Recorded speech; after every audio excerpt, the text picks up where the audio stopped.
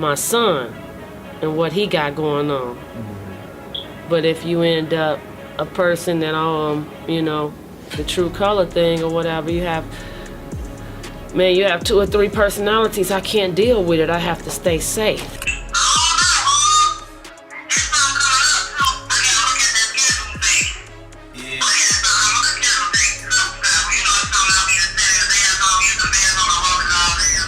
What's good, gang? You are not gonna believe the story I'm about to break down for you today. We talking about Cheif Keef's mom and how she is still in the hood, still in Chicago, still living a life that honestly might break your heart once you hear it. No cap. This is one of those stories that shows you fame don't always change everything. And family situations can get complicated even when your son is a millionaire rapper. But before I get into all that, let me remind y'all about the moment she went viral. And I mean viral for the wrong reasons. When one of Keef's biggest ops, FBG Cash, recorded a phone call with her. Yeah, you heard that right. A whole op got on the phone with Cheif Keef's mother and put that recording out for the world to hear. Chat, that is wild. That is one of the most disrespectful, chaotic moments in the whole Chicago drill rap beef saga. And it's a moment people still bring up to this day. So stick around, because I'm about to break down who Cheif Keef's mom really is, how she grew up, how she met his dad when Keef was actually born, what life looked like for them back in the day when they moved to O Block, and what happened after Keef blew up and got rich off rapping. By the end of this video, you are going to know the full story. So let's get into it. All right, so first things first, let's talk about who Cheif Keef's mom actually is. Her name is Althea Hester, but a lot of people just know her by the nickname Aunt Reese, or sometimes just Reese around the neighborhood. And listen, this isn't some random side character in Cheif Keef's story. This is the woman who raised them, who was there through everything, the struggle, the come up, the fame, all of it. Y'all gotta understand, before Cheif Keef was Sosa, before he was running the rap game out of Chicago, he was just a little kid named Keith Cozart, and his mama was the one holding things down while the whole world around them was falling apart in different ways. Now let's talk about where she's from, because this matters a lot for understanding the whole story. Althea grew up in Chicago, and not the nice parts of Chicago that you see on postcards. We talking about the South Side, deep in neighborhoods that have been hit hard by poverty, violence, and all the struggles that come with growing up in those conditions for generations. Chat, if you don't know about Chicago's South Side, this is an area that's been talked about in news, in documentaries, in music for years because of how rough it can get. Gang violence, economic struggle, lack of opportunity, that's the environment Althea was raised in. And that's the same environment she ended up raising her own kids in too. It's like a cycle that repeats itself. And honestly, that's one of the saddest parts of this whole story when you really sit and think about it.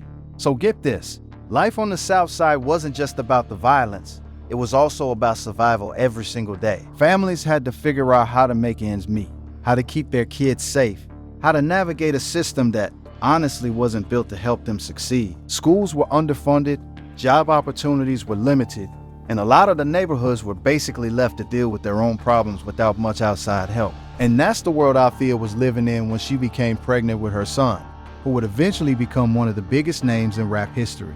Now let's get into how she met Cheif Keef's dad, because this part of the story is honestly pretty mysterious, and that's no cap. Cheif Keef's father is a man named Roberto Tata Mitchell, but here's the thing, he hasn't really been a major presence in Keef's life or in the media at all.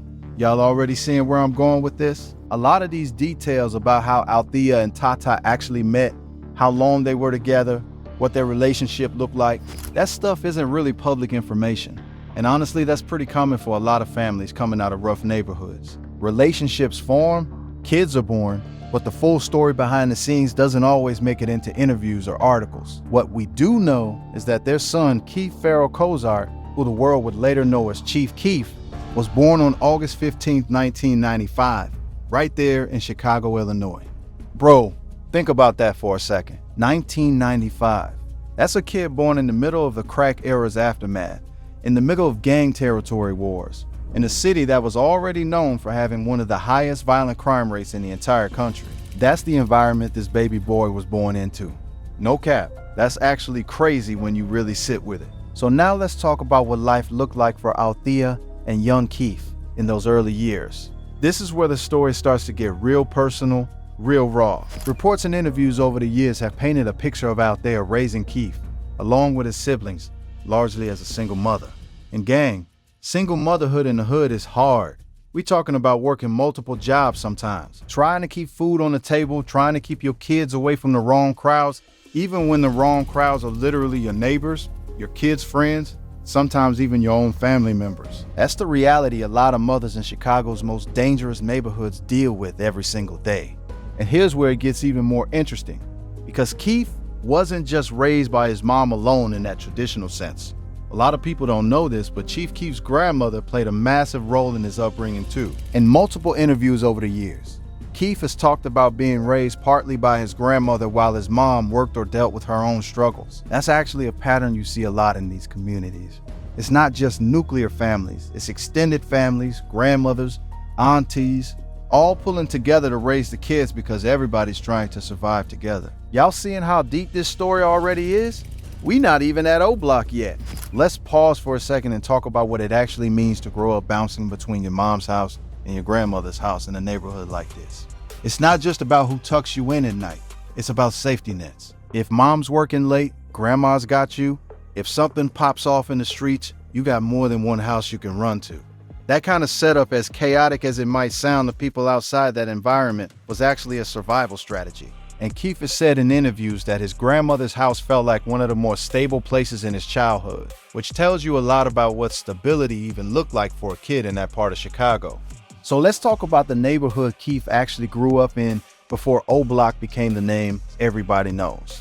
Keef grew up primarily on the south side of Chicago, and a lot of his early life was centered around the Parkway Gardens housing complex. And chat, this is the neighborhood that eventually became known worldwide as O Block. That nickname comes from Oglesby Avenue, which runs right through that area, and it became one of the most talked about, most dangerous, most infamous blocks in all of Chicago because of the sheer amount of violence that happened there over the years. Now here's where I need you to really pay attention, because this is the part that connects everything together. O Block wasn't someplace Keef and his mom moved to later in some dramatic upgrade or downgrade. O Block basically was where they were already living. Parkway Gardens, that whole stretch of apartment buildings and streets, that was home. That's where Keef was running around as a kid. That's where he started making music. That's where the foundation of his entire career and his entire persona as Sosa was built. When people hear O Block, they think about the violence. They think about the rap beefs. They think about all the names connected to it. But at the end of the day, before all of that, it was just a neighborhood where families like Althea's were trying to live their lives. No cap, O Block's reputation got even bigger over the years because of names like King Von, who also came up out of that same neighborhood and constantly repped it in his music before his own tragic passing.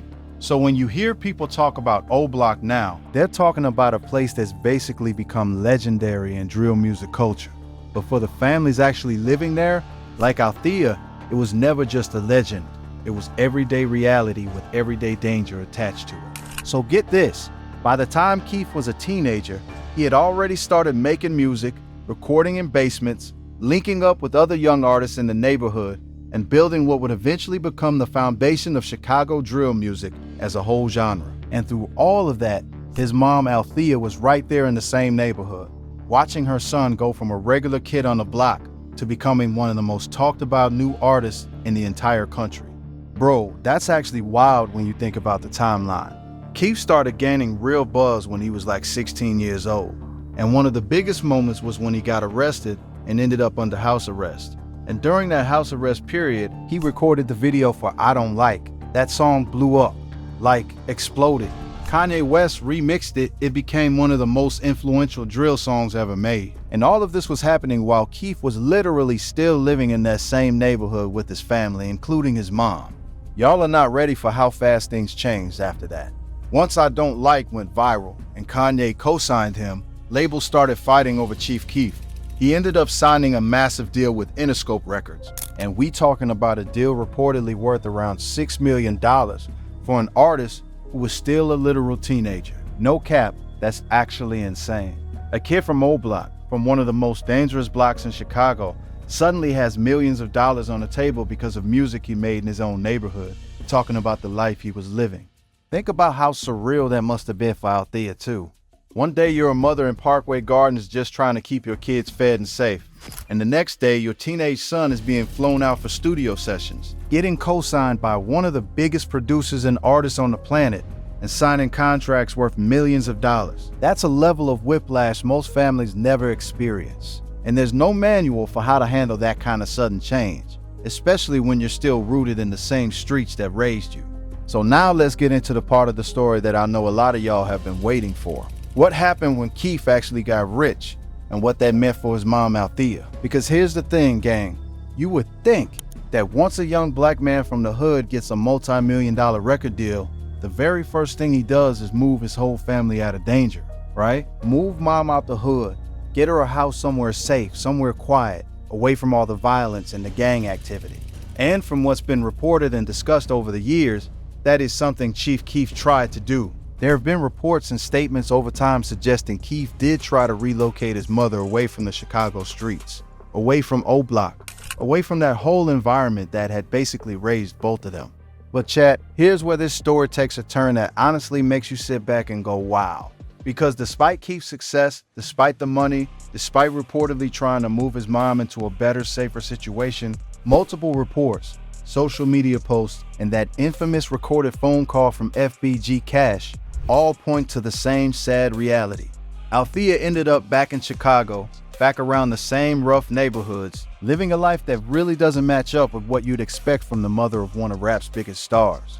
And this is exactly why that whole FBG Cash situation became such a big deal in the first place. For those who don't know the full story, FBG Cash was deep in a beef with Cheif Keef. This is part of that whole ongoing Chicago drill rap conflict that's honestly been going on for over a decade at this point, with multiple people losing their lives because of it. The FBG name itself, Flyboy Gang, became one of the most prominent names connected to drill beef discourse online, with members constantly going back and forth with O Block affiliated artists for years. And at some point, FBG Cash got Althea on the phone, recorded the conversation, and put it out publicly. Bro, that's actually crazy when you think about how far some of these beefs go, using somebody's literal mother as a way to disrespect them online. The recording spread across social media, people were reacting to it, clipping it, posting it everywhere, and it honestly painted a picture that a lot of fans found really sad. Here's this woman, mother to one of the richest rappers from Chicago, and she's still dealing with the streets, still connected to that environment, still vulnerable to this kind of public humiliation. No cap, that moment right there is what made so many people start asking questions like, wait, why is Cheif Keef's mom still around the hood like this? Didn't he get rich? Didn't he move out the city years ago? And that's honestly the core of why this topic keeps coming up over and over in the Cheif Keef fan community and across social media, YouTube, all of it. People were going back through old clips, old interviews, old posts, trying to piece together exactly what her living situation actually looked like. And that's part of why this story has had so much staying power online even years after it first happened. So let's break down why this might be the case, because I know y'all are thinking about it just like I am. First thing, sometimes family members, even when they offered a way out, choose to stay close to what they know. The hood, as dangerous as it can be, is still home for a lot of people. It's where their friends are, their routines, their sense of community, even with all the danger that comes with it. Leaving that behind isn't always as simple as just getting a new house in a nicer area. There's an emotional and social pull that keeps people connected to where they grew up, no matter how much money is on the table. People talk about this a lot with lottery winners too. Sometimes the comfort of the familiar outweighs the comfort of safety, even when that sounds backwards to people who never lived that life. Second thing, and this is something we see across the music industry honestly, not just with Cheif Keef, sometimes family relationships get complicated once fame and money enter the picture. We don't always get the full, real story about what's happening behind closed doors between an artist and their family members. Maybe there were disagreements, maybe there were issues with how the money was being handled, maybe there's stuff going on that neither Keef nor his mom have ever fully addressed publicly. Gang, we have to be honest. We're working with limited information here, and a lot of this is pieced together from interviews, social media, and reports, rather than Cheif Keef or his mother sitting down and explaining the whole situation themselves. Third thing, and this is honestly one of the saddest realities of a lot of these stories, sometimes the streets just don't let go that easy. Even if somebody physically moves out of a dangerous neighborhood, the connections, the relationships, the history, all of that can pull a person right back in. We've seen this pattern play out across so many different rap stories. Artists who make it out, who get the money, who try to bring their family with them, but somehow the old environment keeps creeping back into their lives one way or another. Now let's talk about Cheif Keef himself for a second, because understanding his journey helps us understand this whole situation even more. After that Interscope deal, Keef's career had a lot of ups and downs. He had legal trouble, including multiple arrests and probation violations. He had beef after beef with other Chicago artists, and he lost close friends and collaborators to gun violence.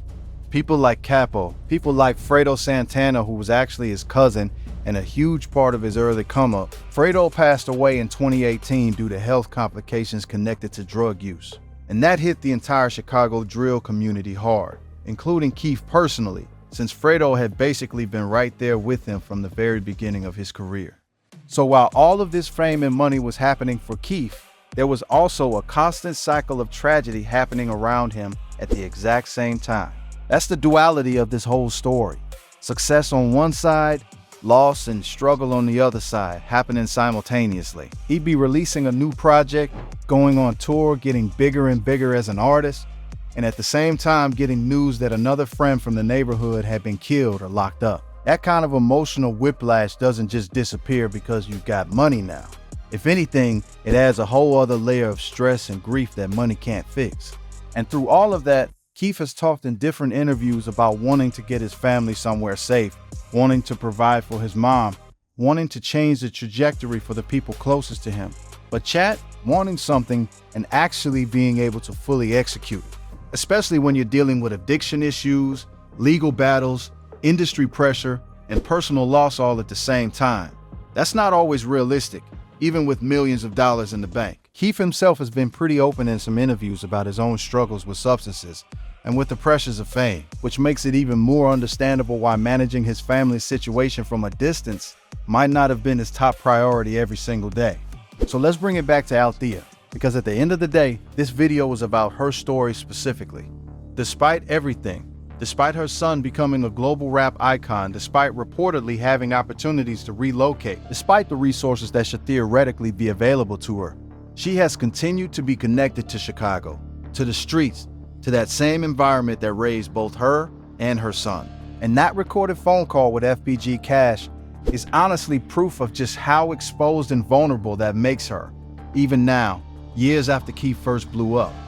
Bro, when you really sit and think about that, it's actually heartbreaking, because no matter how much money an artist makes, no matter how many records they sell, no matter how famous they get, if their family members are still connected to dangerous environments, still vulnerable to violence, still vulnerable to public humiliation through stuff like recorded phone calls being leaked online, then in a lot of ways, the danger never actually left. It just got more complicated, more public, more painful to watch from the outside. And honestly, that recorded call probably did more damage to her reputation and her sense of safety than most people realize. Because once something like that hits the internet, it doesn't just go away. It gets clipped, reposted, commented on for years afterward, which is exactly what's happening even now as we're talking about it in this video. And that's honestly the bigger lesson in this whole story, gang. Fame and money can change a lot of things. It can get you a different house, different cars, different opportunities. But it can't always undo years and years of environment, relationships, and circumstances that are way deeper than just having cash in the bank. Sometimes the hood holds on tighter than people expect, even when somebody from that same hood becomes a literal millionaire because of music he made describing that exact life. Let's also think about this from a community perspective for a second, because I think it's important when an artist gets famous coming out of a place like O-Block, that neighborhood doesn't just disappear from their life. If anything, it becomes even more central to their public image. Fans want to hear about the block, ops want to bring up the block, and the family members left behind become symbols connected to that whole identity, whether they want to be or not. Althea isn't just Cheif Keef's mom to random people online. To a lot of folks following the drill scene, she became a character in this whole ongoing storyline of beefs, loyalty, and street politics, even though she never asked to be part of any of that. No cap, this is one of those stories where there's no clean, happy ending to wrap it up with a bow. We don't know the full details of why Althea is still connected to those rough areas. We don't know the full story behind the FBG Cash phone call situation and how that even happened in the first place. We don't know the complete relationship dynamics between Keef and his mom behind closed doors. What we do know is what's been shown publicly: a woman who raised one of the most influential rap artists of his generation, who came from one of Chicago's toughest neighborhoods, who watched her son go from O Block to international fame, and who, according to multiple reports in that infamous leaked phone call, still finds herself connected to that same dangerous world all these years later. And honestly, gang, that's a story that goes way beyond just Cheif Keef and his mom specifically. This is a story you see repeated across so many different rap careers, across so many different cities, across so many different families. Fame doesn't automatically erase decades of systemic struggle, generational poverty, or the deep social ties that come from growing up in neighborhoods like O Block. It's a way bigger conversation about how hard it actually is to fully escape certain environments, even when you have the resources to try. You see it with artists from Chicago, from Atlanta, from New York, from basically every major rap scene in the country. Money changes the artist's life dramatically, but it doesn't always reach back far enough to change everybody and everything connected to where they came from. So that's the full breakdown for y'all today on Cheif Keef's mom, how she grew up, how she met his dad. When Keef was born, the early years in Chicago, the move into what became O Block, and what's happened in the years since Keef blew up and got rich off rapping. It's a story with a lot of layers, a lot of sadness, but also a lot of real, raw truth about life in Chicago's toughest neighborhoods, and about how complicated success can be when it's built on top of a foundation that was never really stable to begin with. If you learned something new from this video, you already know what to do. Smash that like button, drop a comment letting me know what y'all think about this whole situation. And if you're not subscribed yet, make sure you lock in because I got way more stories like this coming for y'all. Chicago drill music history is honestly one of the deepest, most layered topics in all of hip-hop, and I'm not even close to done breaking down all of it. I'll catch y'all in the next one. Peace.